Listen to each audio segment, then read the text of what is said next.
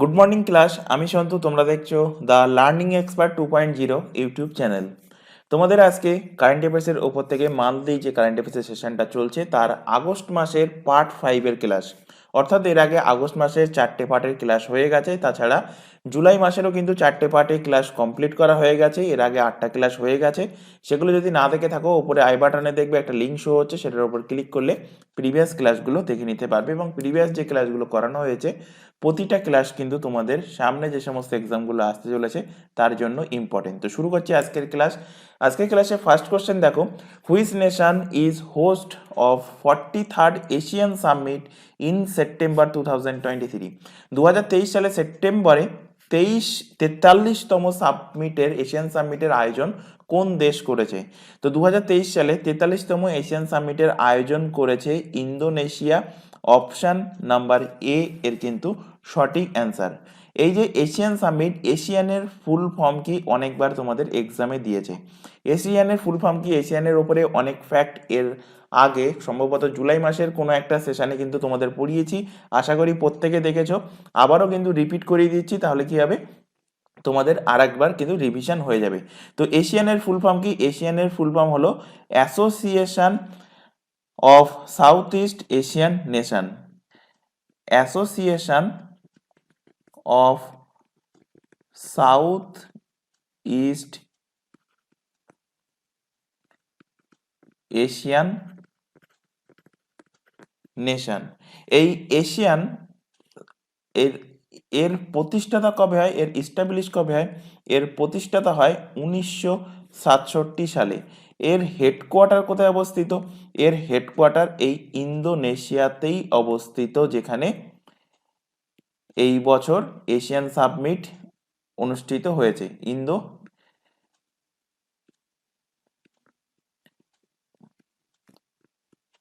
ইন্দোনেশিয়াতে অবস্থিত। ইন্দোনেশিয়ার কোথায় অবস্থিত? ইন্দোনেশিয়ার জাকার্তা। ইন্দোনেশিয়ার জাকার্তাতে এর হেডকোয়ার্টার অবস্থিত। আচ্ছা, এখান থেকে যদি তোমাদের কোশ্চেন দেয়, এর আগের যে এশিয়ান সামিট অর্থাৎ 42তম এশিয়ান সামিট কোথায় অনুষ্ঠিত হয়েছে? তো 42তম এশিয়ান সামিটও কিন্তু অনুষ্ঠিত হয়েছে কোথায়? অনুষ্ঠিত হয়েছে এই ইন্দোনেশিয়াতে। আর 43তম এশিয়ান সামিট এটাও কিন্তু অনুষ্ঠিত হয়েছে কোথায়? ইন্দোনেশিয়াতে। কেন? এর কারণ হলো এই এশিয়ান সামিট যেটা, এটা প্রত্যেক বছর 2বার করে আয়োজন করা হয়। অর্থাৎ 42তম এবং 43তম এই দুটো এশিয়ান সামিট কোথায় অনুষ্ঠিত হয়েছে? অনুষ্ঠিত হয়েছে ইন্দোনেশিয়াতে।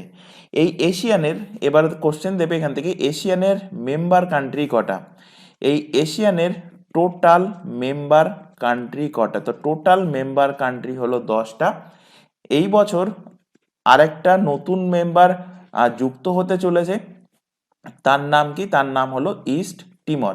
ইস্ট টিমর এখনো কিন্তু পুরোপুরি পাকাপাকিভাবে এই এশিয়ানের সাথে যুক্ত হয়নি, এটা কিন্তু যুক্ত হতে চলেছে। সুতরাং এখন আমরা বলতে পারবো না যে এশিয়ানের টোটাল মেম্বার কান্ট্রি 11টা। তো এখনো পর্যন্ত যদি কোশ্চেন দেয় যে এশিয়ানের টোটাল মেম্বার কান্ট্রি কটা, অ্যান্সার কি হবে? অ্যান্সার হবে 10টা। কিন্তু এশিয়ান 11th, ইস্ট টিমর এশিয়ানের সাথে 11th মেম্বার কান্ট্রি হিসেবে যুক্ত হতে চলেছে। এই যে 10টা কান্ট্রির নাম মুখস্থ রাখার জন্য একটা ট্রিক বলে দিয়েছিলাম, কারণ এইভাবে কোশ্চেন দেবে, এর মধ্যে কোন দেশ এশিয়ানের মেম্বার নয়? সর্বপ্রথম মাথায় রাখবে, ভারত, আমাদের ভারতবর্ষ কিন্তু এশিয়ানের মেম্বার নয়। অনেকবার কোশ্চেন দিয়েছে ভারত কি এশিয়ানের মেম্বার, বা অপশানের মধ্যে দিয়ে দেবে যে এর মধ্যে কোন কান্ট্রিগুলো এশিয়ানের মেম্বার, তার মধ্যে ইন্ডিয়া একটা অপশানে থাকবে। তো অপশান কি হবে? অ্যান্সার হবে ভারত কিন্তু এশিয়ান এর মেম্বার নয়। তো এশিয়ানের মেম্বার কোন কোন কান্ট্রি, তার জন্য একটা ট্রিক মনে রাখতে বলেছিলাম কি, TV clip of MBBS. TB clip of MBBS, এই ট্রিকটা মনে রাখতে বলেছিলাম। যেখানে টি ফর কি? T for Thailand, V for Vietnam, C for Cambodia, L for Laos, I for Indonesia, P for Philippines,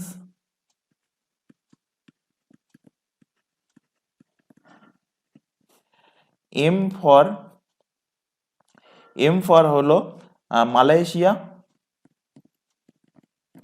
B for Brunei, এখানে double B আছে, double B for বলছি, বি ফর ব্রুনেই, আর আরেকটা B for Burma. বার্মার এখন নতুন নাম কি? বার্মার এখন নতুন নাম হলো মায়ানমার। তো এখান থেকে একটু বি ফর মাথায় রাখবে কি, বি ফর বার্মা অর্থাৎ মায়ানমার, আর এস ফর হলো সিঙ্গাপুর। তো এই হলো টোটাল 10টা কান্ট্রি যারা এশিয়ানের মেম্বার, আর ইস্ট টিমার 11th মেম্বার হিসাবে নতুন যুক্ত হতে চলেছে, এখনো কিন্তু যুক্ত হয়নি।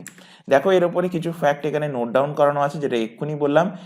এশিয়ানের full form association of south east Asian nation, 10টা মেম্বার কান্ট্রি বর্তমানে।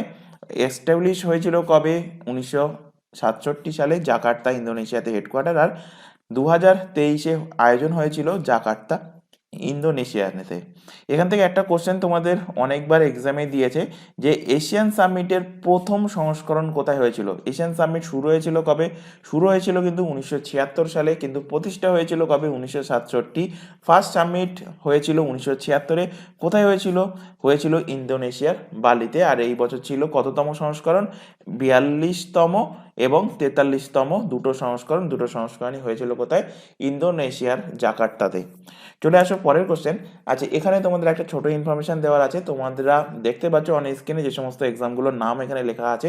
প্রতিটা এক্সামের জন্য এই চ্যানেলেই কিন্তু সম্পূর্ণ ফ্রিতে লাইভ ক্লাস প্রোভাইড করা হয়।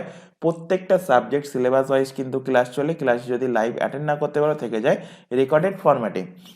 তো এখানে তোমরা দেখতেই পাচ্ছ প্রথম যে 3টে এক্সামের কথা লেখা আছে, পিএসসি কন্ডাক্ট করায়, পাবলিক সার্ভিস কমিশন। কি food SI, PSC miscellaneous, clerkship. তো এই এক্সামগুলোর উপর বেস করে আমাদের পিএসসি এর ওপর স্পেশালিস্ট ব্যাচ হলো ফার্স্ট ব্যাচ।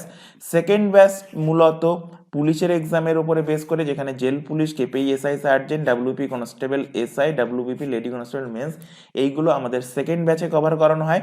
থার্ড ব্যাচে আমাদের পড়ানো হয় সেন্ট্রালের যে স্টাফ সিলেকশন কমিশন অর্থাৎ এসএসসি যে এক্সামগুলো নেয়, যার মধ্যে GD constable, CGL, CSSL, MTS, CPO, Delhi পুলিশের এসআই অ্যান্ড কনস্টেবল। তো এই সমস্ত এক্সামের উপর বেস করে আমাদের থার্ড ব্যাচ ওপেন করা আছে। তো এই 3টে ব্যাচেই কিন্তু অলরেডি ক্লাস শুরু হয়ে গেছে। তাই প্রত্যেককে বলছি, তোমরা যদি এই সমস্ত এক্সামের জন্য প্রিপারেশন নিতে চাও, নিচে যে হোয়াটসঅ্যাপ নাম্বারটা দেখতে পাচ্ছ, এই হোয়াটসঅ্যাপ নাম্বারেই তোমরা আমাদেরকে ইনফর্ম করবে। তাহলে কিন্তু তোমাদেরকে নির্দিষ্ট ব্যাচে অ্যাড করিয়ে নেওয়া হবে এবং সেখান থেকে গাইড করা হবে যে কীভাবে ক্লাসগুলো অ্যাটেন্ড করবে। মাথায় রাখবে, তোমাদের অ্যাডমিশন নেওয়ার জন্য কোনো রকম ফিস লাগবে না, এবং এই চ্যানেলে যে ক্লাসগুলো হয় কোনো ক্লাসের জন্য তোমাদের ফিস লাগবে না। সম্পূর্ণ ফ্রিতেই তোমরা অ্যাডমিশন এবং ক্লাসগুলো করতে পারবে।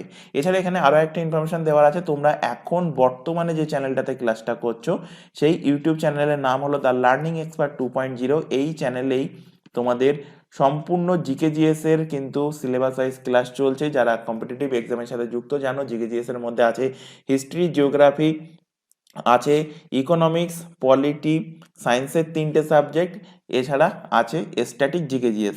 এছাড়া রেগুলার বেসিস কারেন্ট অ্যাফেয়ার্সের ক্লাস চলছে, রিজনিংয়ের ক্লাস চলছে, অ্যান্ড ইংলিশ। এই ক্লাসগুলো তোমাদের সম্পূর্ণ ফ্রিতে পেয়ে যাবে এই চ্যানেল থেকে। আর ম্যাথের ক্লাস করার জন্য আমাদের আরেকটা চ্যানেল, এটাও কিন্তু আমাদের নতুন চ্যানেল, তার নাম হলো ম্যাথস বাই সন্তু স্যার। এই চ্যানেলে ম্যাথের অলরেডি ফাউন্ডেশন ব্যাচ শুরু হয়ে গেছে। তাই প্রত্যেককে বলছি, চ্যানেল দুটোকে সাবস্ক্রাইব করে বেল আইকনকে অল নোটিফিকেশন সেট করে রাখো, এবং যে সমস্ত এক্সামের জন্য তোমরা প্রিপারেশন নিতে চাইছো, তোমাদের সামনে যে হোয়াটসঅ্যাপ নাম্বারটা ডিসপ্লে করানো হলো, সেই নাম্বারে আমাদেরকে ইনফর্ম করো, এবং সেই ব্যাচে অ্যাড হয়ে সেখান থেকে তোমরা তোমাদের এক্সামের জন্য প্রিপারেশন নিতে থাকো। চলে আসো পরের কোশ্চেনে। কোন রাজ্যের মুখ্যমন্ত্রী শিখো কামাও যোজনাটা চালু করেছে? Which states chief minister launched মুখ্যমন্ত্রী শিখো কামাও স্কিম? মধ্যপ্রদেশ, মহারাষ্ট্র, উত্তরপ্রদেশ, না ওয়েস্ট বেঙ্গল? তো এই শিখো কামাও এই যে যোজনাটা, এটা কোন মুখ্যমন্ত্রী চালু করেছে? এটা চালু করেছে মধ্যপ্রদেশের মুখ্যমন্ত্রী, মধ্যপ্রদেশ গভর্নমেন্ট। এই শিখো কামাও যে যোজনাটা, এই যোজনা বা এই স্কিমটা তারা চালু করেছে। এই প্রকল্পের দ্বারা কি করা হবে? প্রথমে মধ্যপ্রদেশের যে সমস্ত যুবক যুবতীরা আছে তাদেরকে বিভিন্ন ধরনের স্কিল শেখানো হবে তাদের ট্যালেন্ট অনুযায়ী, মানে তারা কোন দিকে আগ্রহী সেটা অনুযায়ী তাদেরকে বিভিন্ন স্কিল শেখানো হবে এবং সেটা শেখার পর তাদের আয়ের পথ দেখানো হবে। তো এটাই হলো এই স্কিমের মূল লক্ষ্য। তো মধ্যপ্রদেশের প্রসঙ্গ যেহেতু এসছে, মধ্যপ্রদেশের ক্যাপিটাল কি? মধ্যপ্রদেশের ক্যাপিটাল হলো ভোপাল। মধ্যপ্রদেশের বর্তমান চিফ মিনিস্টারকে, বর্তমান চিফ মিনিস্টার কিন্তু নতুন চেঞ্জ হয়েছে, চেঞ্জ হয়ে নিউ চিফ মিনিস্টার কে হয়েছে? নিউ চিফ মিনিস্টার হয়েছে মোহন যাদব। অ্যান্ড মধ্যপ্রদেশের যিনি গভর্নর পদে আছেন এখন, তার নাম হলো মঙ্গুভাই সি প্যাটেল।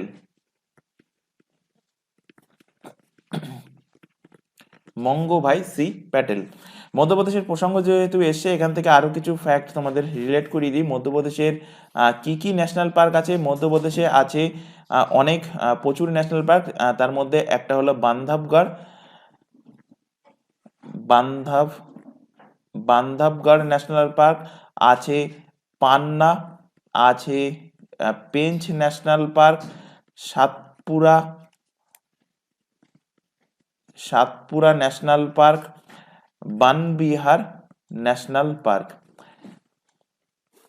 এছাড়া এর আগের ক্লাসে জুলাই মাসের যে কারেন্ট অ্যাফেয়ার্সের ক্লাস করানো হয়েছিল সেখানে একটা মধ্যপ্রদেশ থেকে কারেন্ট ফ্যাক্ট পড়িয়েছিলাম যে ভারতের 54তম টাইগার রিজার্ভ কোথায় তৈরি হয়েছে? ভারতের 54তম টাইগার রিজার্ভ কোথায় তৈরি হয়েছে? তো এটা তৈরি হয়েছে কোথায়? মধ্যপ্রদেশে। মধ্যপ্রদেশের কোন ন্যাশনাল পার্কে? মধ্যপ্রদেশে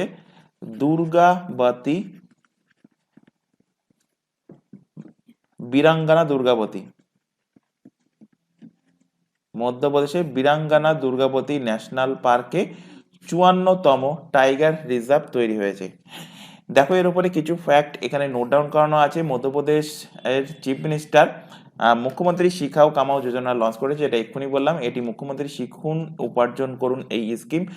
প্রকল্পের প্রথম ধাপে 1 লক্ষ যুবকদের অন্তর্ভুক্ত করার লক্ষ্য নির্ধারণ করা হয়েছে এবং এই স্কিমটা 18 থেকে 29 বছর বয়সী যুবকদের জন্য এই প্রকল্পের আয়োজন করা হয়েছে এবং এই প্রকল্পের অধীনে নির্বাচিত যুবকদের শিল্পের প্রয়োজন অনুসারে তাদেরকে কিন্তু প্রশিক্ষণ দেওয়া হবে। চলে আসো পরের কোশ্চেন। 2023 সালে আগস্ট মাসে হওয়া ব্রিক্স সামিটটি কততম সংস্করণ ছিল?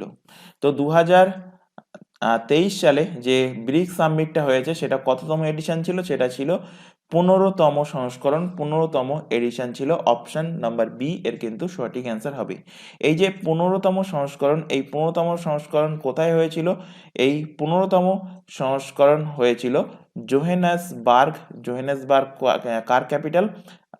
জোহেন্সবার্গ কোথায় অবস্থিত? জোহেন্সবার্গ অবস্থিত সাউথ আফ্রিকাতে। তো জোহেন্সবার্গ সাউথ আফ্রিকাতে 15তম ব্রিক্স সামিটের আয়োজন করা হয়েছিল। ব্রিক্সের প্রসঙ্গ যেহেতু এসছে, ব্রিক্সের ওপরে বেসিক যে ফ্যাক্টগুলো সেগুলো সব কিছুই আমরা এখানে আলোচনা করে নেব। ব্রিক্সের টোটাল মেম্বার কটা? ব্রিক্সের টোটাল মেম্বার ব্রিক্সের নাম থেকেই বুঝতে পারবে, BRICS। কটা অ্যালফাবেট আছে? এখানে 5টা অ্যালফাবেট, অর্থাৎ মেম্বার কান্ট্রি কটা? 5টা মেম্বার কান্ট্রি। 5টা মেম্বার কান্ট্রির নাম মনে রাখা খুব সহজ, কারণ এখানে 5টা মেম্বার কান্ট্রির ফার্স্ট অ্যালফাবেট দিয়েই কিন্তু এই নামটা রাখা হয়েছে কি? নামটা রাখা হয়েছে ব্রিক্স। অর্থাৎ বি ফর কি? B for Brazil, R for হলো রাশিয়া, আই ফর হলো ইন্ডিয়া, সি ফর হলো চায়না, অ্যান্ড এস ফর কি? এস ফর হলো সাউথ আফ্রিকা। তাহলে ব্রিক্সের মেম্বার কান্ট্রি কটা? মেম্বার কান্ট্রি 5টা। 5টা মেম্বার কান্ট্রি কি কি? Brazil, Russia, India, China and South Africa. এই যে ব্রিক্স এর যে মিটিং 2023 আগস্ট মাসে আয়োজন হয়েছিল, এই মিটিংয়ে একটা জিনিস তারা কিন্তু নির্ণয় নিয়েছে। এই মিটিংয়ে তারা একটা সিদ্ধান্ত নিয়েছে বা ঘোষণা করেছে কি? আরো 6টা কান্ট্রিকে তারা এই ব্রিক্সের মধ্যে সামিল করবে। অর্থাৎ আগে ছিল 5টা কান্ট্রি, তার সাথে যোগ করবে কটা, এখনো 6টা কান্ট্রিকে যোগ করবে। তো কোন কোন 6টা কান্ট্রিকে যোগ করবে সেগুলোর নাম কিন্তু অবশ্যই আমাদের মাথায় রাখতে হবে। তো সেই 6টা কান্ট্রির নাম দেখো আমি এখানে লিখছি। 6টা কান্ট্রির মধ্যে ফার্স্ট হলো ইজিপ্ট, সেকেন্ড হলো ইথিওপিয়া,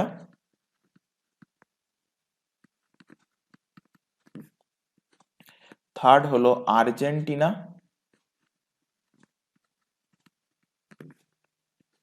ফোর্থ হলো ইরান, ফিফথ হলো ইউএই অ্যান্ড সিক্সথ হলো সৌদি আরব।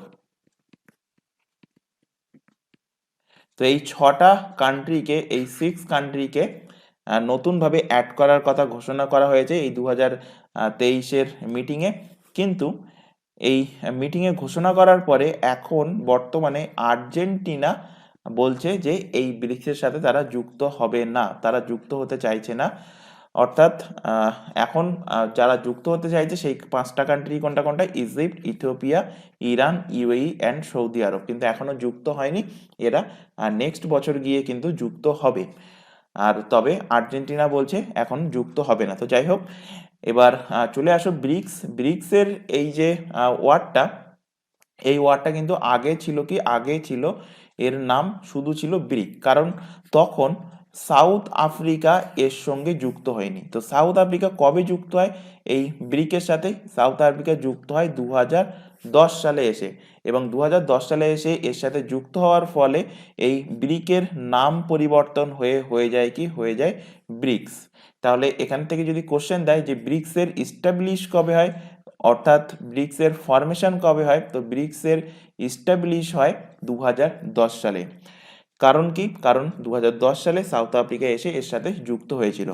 এখান থেকে আরেকটা কোশ্চেন তোমাদের এক্সামে দিয়েছিল, এই যে ব্রিক শব্দটা, এই ব্রিক টার্মটা প্রথম কে দিয়েছিল? তো ব্রিক্স টার্মটা দেওয়া হয়েছিল ইকোনমিস্ট, একজন অর্থনৈতিক বিদের দ্বারা। সেই ইকোনমিস্টের নাম কিন্তু তোমাদের মাথায় রাখতে হবে, তার নাম হলো জিম ও নীল। সর্বপ্রথম কিন্তু এই ব্রিক যে টার্মটা, সেই টার্মটা কিন্তু তিনি দিয়েছিলেন। এই ব্রিকের প্রেসিডেন্সি, মানে ব্রিক আয়োজন করবে কে, এর অধ্যক্ষতা কে করবে, এটা কিন্তু এর লেটার ওয়াইজ পরপর বছর কিন্তু এটা চলতে থাকে। অর্থাৎ সাপোজ যদি 2023-এ, কে বললাম 2023-এ আয়োজন কে করেছে, 2023-এ আয়োজন করেছে সাউথ আফ্রিকা। তো সাপোজ আমি এখানে বলছি 2022-এ আয়োজন করেছিল তাহলে চায়না, 2023-এ আয়োজন করলো কে, সাউথ আফ্রিকা। 2024-এ আয়োজন কে করবে, 2024-এ আয়োজন করবে ব্রাজিল। কিন্তু ব্রাজিল 2024-এ আয়োজন করতে পারবে না, তাই 2024-এর আয়োজনটা কে করবে, 2024-এর ব্রিক্স সম্মেলনের আয়োজন করবে রাশিয়া। কেন ব্রাজিল আয়োজন করতে পারবে না? কারণ ব্রাজিলে সামনের বছর অর্থাৎ 2024-এ G20 মিটিংয়ের তারা আয়োজন করবে, এবং এই দেশের অর্থনীতি এতটা ডেভেলপ না যে তারা দুটো মিটিং একসাথে আয়োজন করতে পারবে। সেই কারণে ব্রাজিলে 2024-এ ব্রিক্সের মিটিং আয়োজন করা হবে না। যেহেতু ব্রাজিলে আয়োজন করা হবে না, তাই ব্রাজিলকে টপকে, অর্থাৎ বিকে টপকে আরে যাওয়া হয়েছে, অর্থাৎ রাশিয়া কিন্তু আয়োজন করবে। তাহলে ব্রিক্সের প্রেসিডেন্সি অর্থাৎ ব্রিক্সের অধ্যক্ষতা কিভাবে হয় সেটা আশা করি বোঝাতে পেরেছি। এর লেটার ওয়াইজ পরপর হয়। তাহলে যদি এখান থেকে কোশ্চেন দেয় যে লাস্ট ইন্ডিয়া কবে ব্রিক্স সামিট আয়োজন করেছিল, তাহলে আজকেই পড়ালাম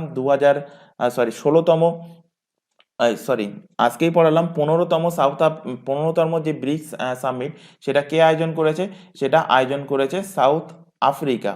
এবং 15তম অর্থাৎ এই বছর আয়োজন হয়েছিল, 2023-এ আয়োজন হয়েছিল। তাহলে 14তম কে আয়োজন করেছে? 14তম আয়োজন করেছিল চায়না। আর 13তম তাহলে কে আয়োজন করেছে? 13তম আয়োজন করেছে ইন্ডিয়া। অর্থাৎ ইন্ডিয়া কবে আয়োজন করেছিল? লাস্ট আয়োজন করেছিল 2021 সালে। চলে আসো এর উপরে কিছু ফ্যাক্ট দেখো, এখানে নোট ডাউন করানো আছে, যেগুলো এক্ষুনি বললাম সেগুলি এখানে লেখা আছে। এখানেও টাইপিং মিস্টেক আছে, 15th হবে। 15th BRICS summit was held in Johannesburg, South Africa. কোভিড-19-এর পরে এটিই ছিল প্রথম ব্যক্তিগত শীর্ষ সম্মেলন। এই বছর দক্ষিণ আফ্রিকা 1 জানুয়ারি 2023 থেকে চীনের থেকে রাষ্ট্রপতি পদ গ্রহণ করেছে, অর্থাৎ ব্রিক্স সামিট যেমন 2023-এ আয়োজন করেছিল সাউথ আফ্রিকা, এর পরের বছর আয়োজন কে করবে, এক্ষুনি বললাম 16তম আয়োজন করবে কে, 16তম আয়োজন করবে রাশিয়া। সুতরাং এই বছর অর্থাৎ 1 জানুয়ারি 2024 থেকে এই ব্রিক্সের অধ্যক্ষতা কার হাতে চলে গেছে রাশিয়ার হাতে। যেহেতু এটা তোমাদের করানো হচ্ছে আগস্ট মাসের কারেন্ট অ্যাফেয়ার্স, তো সেই অনুযায়ী এখানে 1 জানুয়ারির রেসপেক্টে বলা আছে যে 1 জানুয়ারি চীনের থেকে রাষ্ট্রপতি পদ অর্থাৎ এর অধ্যক্ষতা পদ চলে এসেছিল কার হাতে, দক্ষিণ আফ্রিকার হাতে চলে এসেছিল। সুতরাং কোশ্চেন দেখে অ্যান্সার করবে, যদি কোশ্চেন দেয় যে 1 জানুয়ারি 2024-এ কার হাতে অধ্যক্ষতা চলে এসেছে, তখন অ্যান্সার হবে রাশিয়ার হাতে। এই মিটিংয়ে ঘোষণা করা হয়েছিল 2024 সাল থেকে মিশর, Ethiopia, Iran, Saudi Arab and UAE BRICS এর কিন্তু নতুন সদস্য হবে। আর্জেন্টিনা এর কিন্তু সদস্য হিসেবে ঘোষণা করা হয়েছিল, কিন্তু আর্জেন্টিনা এর সদস্য হবে না। এখানে দেখো এই যে মিটিং, এই মিটিংয়ে কোন কোন দেশের প্রেসিডেন্ট প্রেজেন্ট ছিলেন। তো Indian prime minister Narendra Modi obviously কিন্তু সেখানে প্রেজেন্ট ছিলেন। এর পাশাপাশি চায়নার প্রেসিডেন্ট শি জিনপিং প্রেজেন্ট ছিলেন, ব্রাজিলের প্রেসিডেন্ট লিউস লুলা ডা সিলভা ইনি কিন্তু প্রেজেন্ট ছিলেন, এছাড়া সাউথ আফ্রিকার প্রেসিডেন্ট সিরিল র্যামফোসা ইনিও কিন্তু প্রেজেন্ট ছিলেন। কিন্তু এর পাশাপাশি এখন ব্রিক্স মানে কি, ব্রিক্স মানে বললাম 5টা কান্ট্রি, তো 5টা কান্ট্রির মধ্যে ব্রাজিলের প্রেসিডেন্ট প্রেজেন্ট ছিলেন ইন্ডিয়ার প্রাইম মিনিস্টার ছিলেন, চায়নার প্রেসিডেন্ট ছিলেন, সাউথ আফ্রিকার প্রেসিডেন্ট, কিন্তু রাশিয়ার প্রেসিডেন্ট প্রেজেন্ট ছিলেন না। রাশিয়ার প্রেসিডেন্ট কেন প্রেজেন্ট ছিলেন না, কারণ আন্তর্জাতিক অপরাধ আদালত অর্থাৎ ইন্টারন্যাশনাল ক্রিমিনাল কোর্ট এনার ওপরে গ্রেপ্তারি পরোয়ানা জারি করেছে, যার ফলে রাশিয়ার প্রেসিডেন্ট ভ্লাদিমির পুতিন ব্যক্তিগতভাবে সেখানে কিন্তু উপস্থিত হননি। তো আন্তর্জাতিক অপরাধ আদালত, কি বললাম, আন্তর্জাতিক অপরাধ আদালত মানে ইন্টারন্যাশনাল ক্রিমিনাল কোর্ট। তো ইন্টারন্যাশনাল ক্রিমিনাল কোর্টের এর হেডকোয়ার্টার কোথায় অলরেডি তোমাদের পড়ানো হয়ে গেছে, আর এর প্রেসিডেন্টকে এটাও কিন্তু অলরেডি পড়ানো হয়ে গেছে, আরও একবার রিভাইজ করে দিচ্ছি। ইন্টারন্যাশনাল ক্রিমিনাল কোর্টের হেডকোয়ার্টার অবস্থিত দা হেগ। দা হেগ কোথায়, নেদারল্যান্ডে অবস্থিত। আর এর এখন প্রেসিডেন্ট আছেন, তার নাম কি, তার নাম হলো পিওটার হফম্যানস্কি।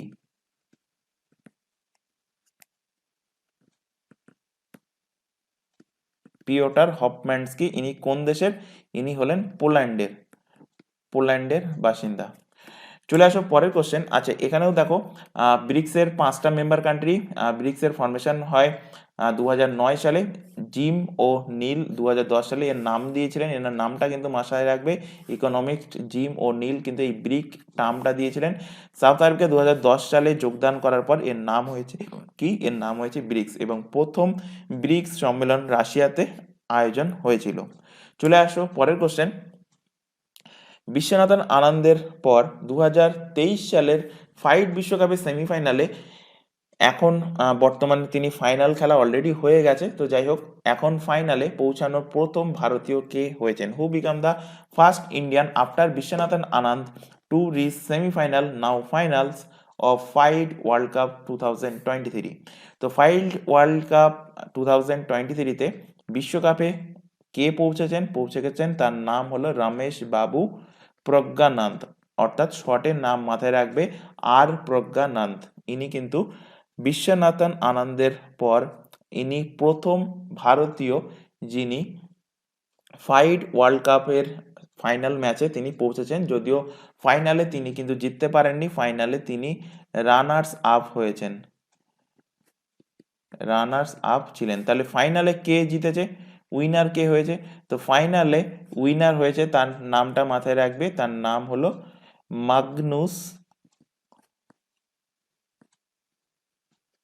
মাগনুস কার্লসেন। ইনি হয়েছেন কে, ইনি হয়েছেন গ্র্যান্ড মাস্টার। তো ফাইটের প্রসঙ্গ যেহেতু এসছে, ফাইটের উপরে ফ্যাক্টগুলো অলরেডি এর আগে আয়োজন তোমাদের পড়ানো হয়েছে, আরও একবার এখান থেকে রিভিশন করানো হচ্ছে। ইস্টাবলিশ কবে হয় ফাইটের ইস্টাবলিশ হয় 1924 সালে। ফাইটের হেডকোয়ার্টার কোথায় অবস্থিত, হেডকোয়ার্টার অবস্থিত লউসেন সুইজারল্যান্ডে। লাওসেন সুইজারল্যান্ড। আর ফাইডের বর্তমান যিনি প্রেসিডেন্ট পদে নিযুক্ত আছেন তার নাম কি? তার নাম হলো আরকেডি ডোভরকিজ। আরকেডি ডোভরকোভিচ। 2023 সালে এই যে ফাইড ওয়ার্ল্ড কাপ এর আয়োজন কোথায় করা হয়েছিল? এর আয়োজন করা হয়েছিল বাকু,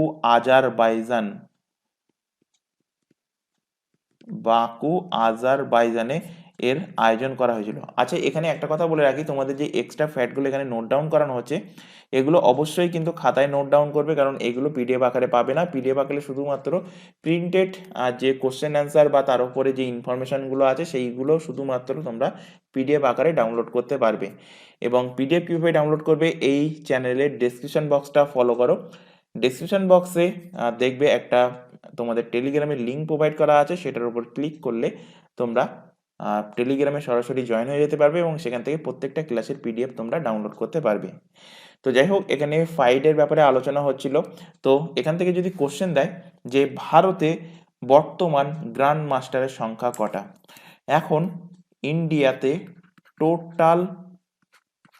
টোটাল গ্র্যান্ড মাস্টারকে আমি শর্টে লিখছি GM, total grand master of India কটা এখন?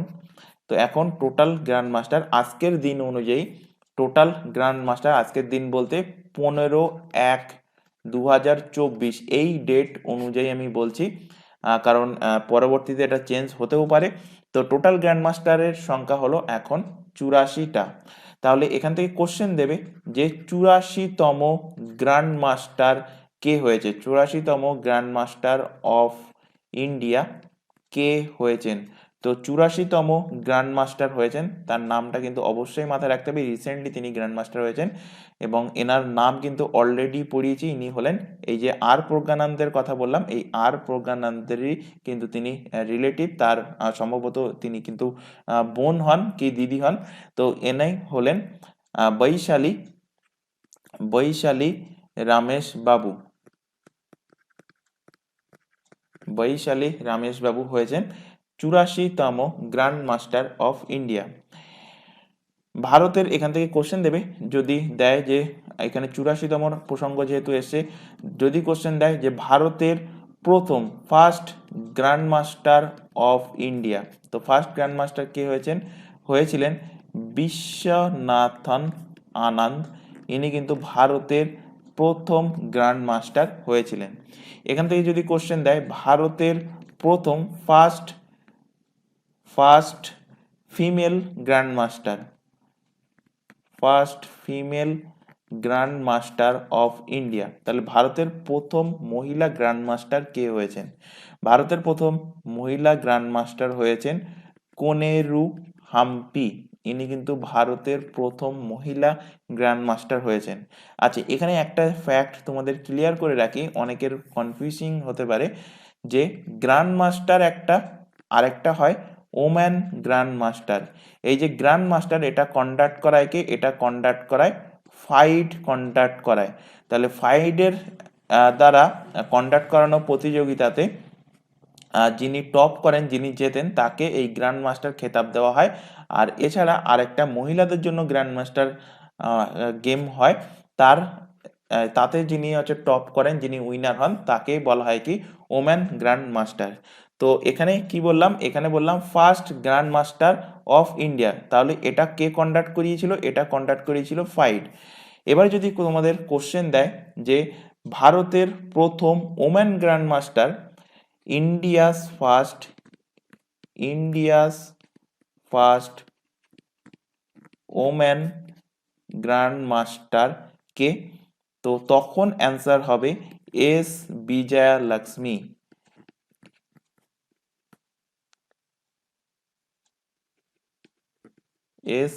লক্ষ্মী।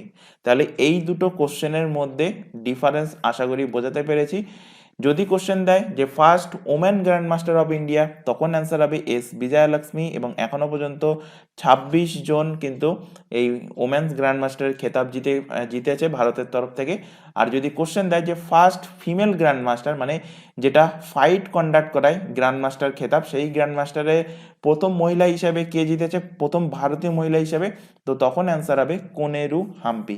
আর ভারতে কর্ণাটক এমন একটা স্টেট, এই কর্ণাটক থেকে ভারতের ম্যাক্সিমাম গ্র্যান্ড মাস্টার এসছে কোথা থেকে, এই কর্ণাটক থেকে। তাহলে এখানে কর্ণাটকের পাশে লিখে রাখবে ভারতের ম্যাক্সিমাম গ্র্যান্ড মাস্টার কোন রাজ্য থেকে বিলং করে কর্ণাটক থেকে। তো চলে আসো পরের কোশ্চেনে। আচ্ছা, এর উপরে দেখো কিছু ফ্যাক্ট এখানে নোট ডাউন করানো আছে। আর প্রজ্ঞানন্দ ইনি প্রথম ভারতীয় যিনি বিশ্বনাথ আনন্দের পর ফাইনালে পৌঁছেছিলেন ফাইড ওয়ার্ল্ড কাপ 2023-তে। এই বছর 10ম সংস্করণ ছিল, আয়োজন হয়েছিল বাকু আজারবাইজানে। ফাইডের ফুল ইনফরমেশন অলরেডি এক্ষুনি বলে দিয়েছি। বিশ্বনাথ আনন্দ প্রথম ভারতীয় হিসাবে সেমিফাইনালে তিনি পৌঁছেছিলেন। চলে আসো পরের কোশ্চেন। কোন কেন্দ্রীয় মন্ত্রী Bharat new car assessment programme অর্থাৎ এনক্যাপ চালু করেছেন সড়ক ও নিরাপত্তাকে উন্নত করতে? Which union minister launched Bharat new car assessment programme? এনক্যাপের ফুল ফর্ম দেখো এখানে লেখাই আছে, নিউ কার অ্যাসেসমেন্ট প্রোগ্রাম। তো ভারত এনক্যাপ এটা কে ইমপ্রুভ করেছে? তো এটা ইমপ্রুভ করেছে নীতিন গাডকারি মন্ত্রী। তিনি কোন ডিপার্টমেন্টের মন্ত্রী? তিনি ministry of highways and road transport. তো এই ministry of highways and road ট্রান্সপোর্টের মন্ত্রী নীতিন গাডকারি, ইনি এই ভারত নিউ কার অ্যাসেসমেন্ট প্রোগ্রামটাকে লঞ্চ করেছেন, অর্থাৎ এনক্যাপ প্রোগ্রামটাকে তিনি ইমপ্রুভ করেছেন। রোড সেফটিটাকে কিন্তু তিনি আরও ডেভেলপ করেছেন। তো এই প্রোগ্রামের অধীনে কি করা হবে? এই প্রোগ্রামের অধীনে গাড়ি নির্মাতারা স্বেচ্ছায় তাদের যানবাহন পরীক্ষা করাতে পারে। পরীক্ষায় গাড়ির পারফরমেন্সের উপরে ভিত্তি করে গাড়িটির উপরে প্রাপ্তবয়স্ক এবং শিশু যাত্রীদের জন্য 0 থেকে 5 স্টার পর্যন্ত কিন্তু তাদেরকে রেটিং দেওয়া হবে। অর্থাৎ কেন রেটিং দেওয়া হবে? গাড়ির কেমন ক্যাপাসিটি, গাড়ির মেটাল কোয়ালিটি কেমন, গাড়ি অ্যাক্সিডেন্ট করলে কতটা গাড়ি দুমড়ে যাচ্ছে, কতটা গাড়ি সেফ থাকছে, সেটার উপরে বেস করে 0 থেকে 5 স্টার রেটিং দেওয়া হবে। যেমন এখন ম্যাক্সিমাম জানো যে মারুতি সুজুকির গাড়ি ম্যাক্সিমাম গাড়ি 0 স্টার রেটিং পায়। আর টাটা দেখা গিয়েছে, টাটা যে এন্ট্রি লেভেলের কার, সেই গাড়িগুলো 4 থেকে 5 স্টার রেটিং নিয়ে আসছে। সুতরাং মারুতি সুজুকির থেকে এখন বর্তমানে টাটার কিন্তু গাড়িগুলো অনেকটাই সেফটি। তো যাই হোক, এটা তাদের কোম্পানির ব্যাপার। এটি প্রত্যাশিত যে নিরাপদ গাড়ির চাহিদা বাড়বে এর ফলে, এই ভারত এনক্যাপ এই পরিযোজনাটা চালু করার ফলে, এবং গাড়ি প্রস্তুতকারকদের মধ্যেও কিন্তু সেই জিনিসটা বাড়বে, কারণ তাদের গাড়ি আফটারঅল বিক্রি করতে হবে। যদি মানুষের মধ্যে সজাগ হয়ে যায় যে সেফটি গাড়ি সব থেকে বেটার দ্যান অপশান, মানে ফুয়েল এফিসিয়েন্সি বাঁচানোর থেকে সেফটি, এই জিনিসটা যদি মানুষের মধ্যে চলে আসে, তখন ধীরে ধীরে কিন্তু যে সমস্ত গাড়ির সেফটি নেই সেই গাড়ির বিক্রিটা কিন্তু ধীরে ধীরে কমে যাবে। এর ফলে কি হবে, এই নিউ কার অ্যাসেসমেন্ট প্রোগ্রামে যখন তারা টেস্ট করবে, সেই গাড়ির রেটিং তারা কম পাবে, এর ফলে কিন্তু তাদের সেল মার্কেট কমতে পারে। তাই এটা কিন্তু যারা গাড়ি নির্মাতা কোম্পানি তাদের ক্ষেত্রেও একটা চ্যালেঞ্জ যে তারা ধীরে ধীরে গাড়ি বানানোটাকে ডেভেলপ করবে। তো যাই হোক, চলে আসো পরের কোশ্চেনে। জাতীয় সড়ক সপ্তাহ আয়োজন করা হয় কবে? 11 থেকে 17 জানুয়ারি, অর্গানাইজড বাই RT&H। আর ইউনিয়ন গ্লোবাল সেফটি উইক এটা পালন করা হয় কবে? 15 থেকে 21 মে। এই সপ্তাহে কিন্তু গ্লোবাল সেফটি উইক পালন করা হয়, আর ভারতে পালন করা হয় সেটা 11 থেকে 17 জানুয়ারি। চলে আসো পরের কোশ্চেন। 2023 সালে দ্বিতীয়বারের জন্য কোন ভারতীয় শহরটি জিরো শ্যাডো দিবসের সাক্ষী ছিল? Very very important question, already এক্সামে দিয়েছে। Which Indian city witness the zero shadow day for the second time in 2023? তো জিরো শ্যাডো ডে সাক্ষী ছিল কোন শহর? বেঙ্গালুরু কিন্তু জিরো শ্যাডো ডে এর সাক্ষী ছিল। অপশন নাম্বার বি এর সঠিক অ্যান্সার। এই যে জিরো শ্যাডো ডে এর অর্থটা কি? এর অর্থ হলো এই দিনটায় রোদ যখন বেরিয়েছিল, রোদ ছাড়লে সেই রোদের জায়গায় গেলে, রোদে যদি তুমি দাঁড়াও, তোমার শ্যাডো কিন্তু সাইডে পড়ছিল না। তো সেটাই ছিল কিন্তু জিরো শ্যাডো ডে। এবং এই ঘটনাটা এই বছর কিন্তু দুবার হয়েছে, সেকেন্ড টাইম হয়েছে। কোথায় হয়েছে? হয়েছে সেটা বেঙ্গালুরুতে। তো দেখো এখানে এর উপরে একটু ফ্যাক্ট তোমাদের নোট ডাউন করানো আছে। Second shadow day observe Bengaluru কবে হয়েছে? সেটা হয়েছে 18 আগস্টে। সাধারণ বিশু, এটা স্ট্যাটিক ফ্যাক্ট, সাধারণ বিশু দিন কোন দিন 21 মার্চ, আর একটা হলো 23 সেপ্টেম্বর। এই দুটো দিন কি হয়? এই দুটো দিন দিন এবং রাতের দৈর্ঘ্য সমান হয়, অর্থাৎ দিন রাত সমান হয়। তো কোশ্চেন যদি দেয় দিন রাত সমান হয় কবে? 21 মার্চ এবং 23 সেপ্টেম্বর। এই দুটো দিন দিন ও রাত কিন্তু সমান হয়। তো আজকের ক্লাসে তোমাদের এই 6টা কোশ্চেন রাখা হয়েছিল। আশা করি প্রত্যেকটা কোশ্চেন তোমাদের ক্লিয়ার হয়েছে। যদি কোথাও কোনো ডাউট থেকে থাকে অবশ্যই কমেন্ট বক্সে কমেন্ট করে জানাবে। আর ক্লাস ভালো লাগলে ক্লাসটাকে অবভিয়াসলি লাইক করবে, তোমার বন্ধুবান্ধবের মধ্যে শেয়ার করবে যারা কম্পিটিটিভ এক্সামের জন্য প্রিপারেশন নিচ্ছে। তো আজকের ক্লাস আমরা এখানে শেষ করছি। আজকের ক্লাস এই পর্যন্ত। নেক্সট দেখা হবে পরবর্তী ক্লাস নিয়ে। Thank you.